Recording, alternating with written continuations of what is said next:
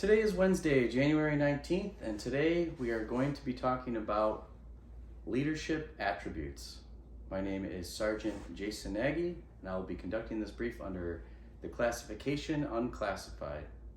The overall risk assessment is low, and just be mindful of potential fire hazards and proper emergency exits within your viewing environment.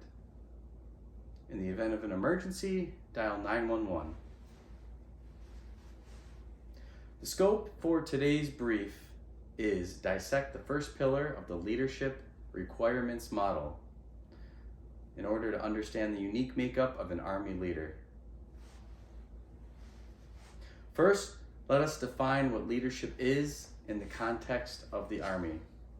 According to ADP 6-22, Army leadership is the process of influencing people by providing purpose, direction, and motivation to accomplish the mission and improve the organization. This is the Leadership Requirements Model, or LRM. The LRM is a group of attributes: character, presence, and intellect, as well as competencies leads, develops, and achieves. For the focus of today's brief, we are going to be talking about character, presence, and intellect only. In order to do this, we have to break down the three core attributes of a leader. These attributes evolve and mold through personal experience over time, and they enable leaders to apply competencies within their organization and with the greatest impact. The sub-attributes we're going to be talking about are Army values, empathy, warrior and service ethos, discipline, humility, military and professional bearing, fitness, confidence, resilience, mental agility, judgment, innovation, interpersonal tact, and expertise. Let's focus on character. Character is the moral and mental fabric of a leader. It is their distinctive nature, makeup which drives personality. A leader not only knows the Army values, but they also embody them. And let's not forget that the Army values also spell out leadership, which is a nice reminder of how they're interconnected. Loyalty is your allegiance to the U.S. doctrine, which is the Constitution, the Army, your unit, and other soldiers. Duty is fulfilling your obligations. Respect is treating others as they should be treated. Selfless service is putting the welfare of others before your own. Honor is living up to these Army values. Integrity is doing what's right. And finally, personal courage is your ability to face fear and danger and to overcome adversity. Next slide. One who can deeply understand and relate to others' situations also exhibits strong tendencies of empathy, and they provide nurturing support. A good leader genuinely relates to another person's situation and provides valuable feedback. Contained within the soldier's creed is the warrior ethos. I will always place the mission first. I will never accept defeat. I will never quit. I will never leave a fallen comrade. This reflects a leader's and a soldier's selfless commitment to the nation, their mission, the unit, and fellow soldiers. There's also the service ethos, which is described as those who embody principles of the warrior ethos through discipline, commitment to the Army values, and pride in the Army heritage. Service ethos describes leaders who set aside personal interests. They work together and work altruistically to solve a diverse set of problems with integrity for the public good.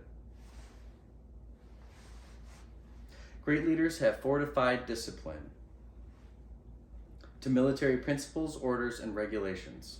This strengthens their moral character.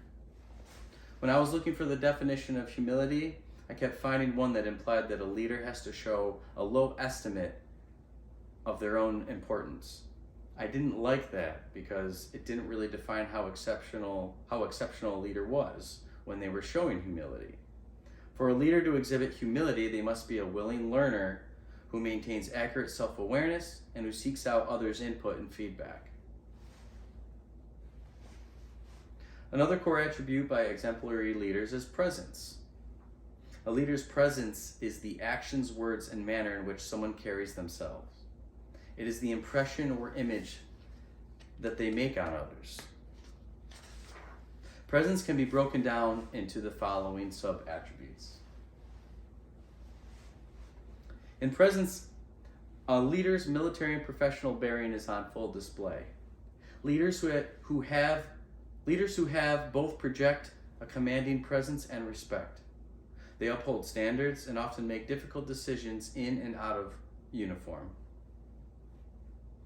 Next slide. Being present also requires a leader to prioritize fitness, but it's more than just looking the part. It's having the strength and endurance to lead by example. A good leader embraces the U.S. Army's holistic health and fitness system, which determines a soldier's readiness by physical and non-physical components. These are mental readiness, sleep readiness, spiritual readiness, nutritional readiness, and physical readiness. Notice physical readiness is just one component. Overall, the holistic health and fitness system increases our overall effectiveness and readiness by enhancing a soldier's physical and non-physical performance. This makes them more lethal, less prone to injury, and easier to rehabilitate. Moving on to the next slide. Leaders exude confidence, which can quickly infect an entire organization. In combat situations, confidence controls doubt while reducing team anxiety.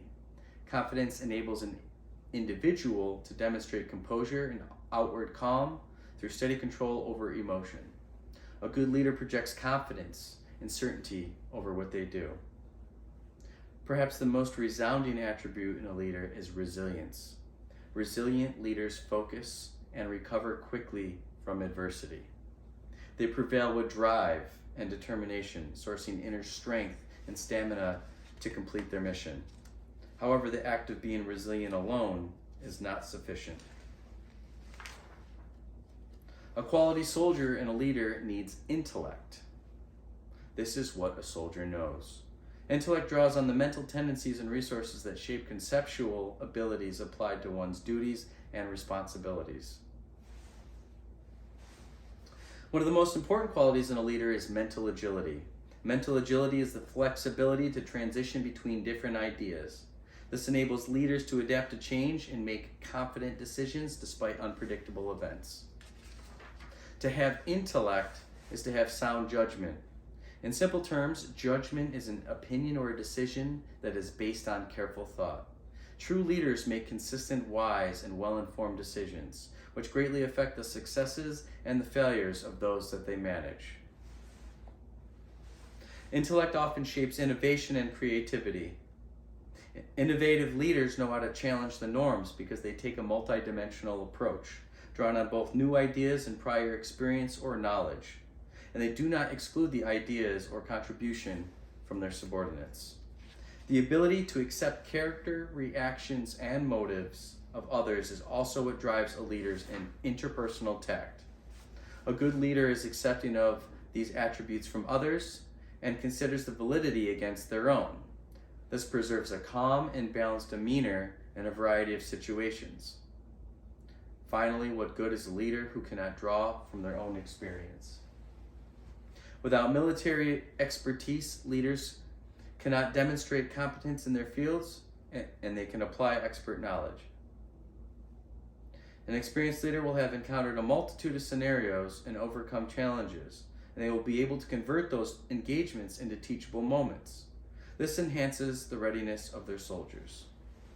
Next slide. Today we learned about leadership attributes in the leadership requirements model. An ideal Army leader has good moral character, physical presence, and a strong intellect. They serve as a model for others to follow. It might be a bit taboo, but I'm going to take a quote from a British Army officer as it transcends leaders everywhere. As General Montgomery once said, leadership is the capacity and the will to rally men and women to a common purpose and the character which inspires confidence. Is there any questions? At this time, we will conclude this brief.